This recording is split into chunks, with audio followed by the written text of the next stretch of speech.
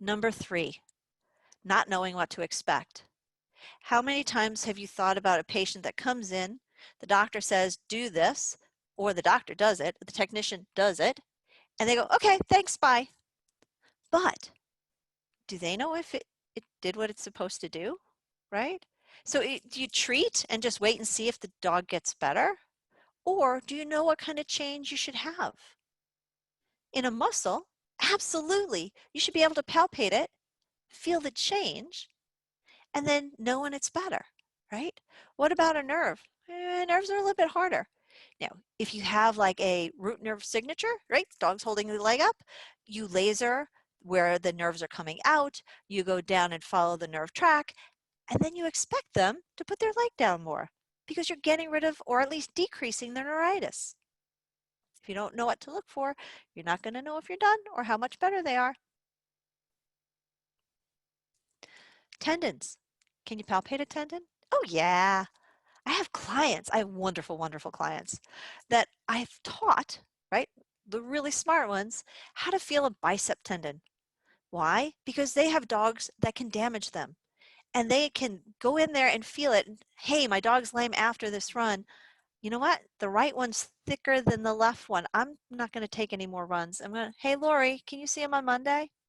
Absolutely. I can teach you how to feel them too, so that you can treat them and feel when they're big and then when they get small. Such a great feeling. A fusion. I teach my clients how to feel for a fusion because we know, you know what? 20 years ago or more, when I graduated from vet school, a dog tore a cruciate when he jumped up to catch a frisbee and he came down and he landed wrong, or a football player would tear their ACL, get smacked, right?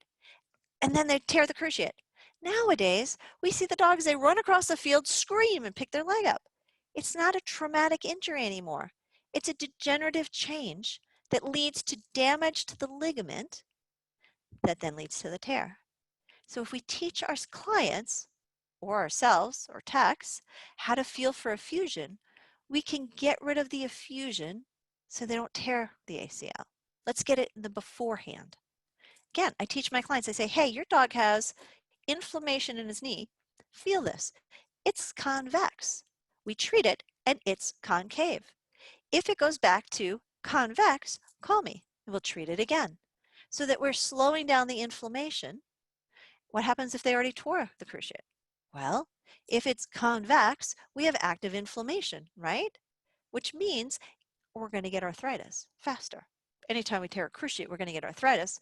But if we can slow that down, that's a beautiful thing.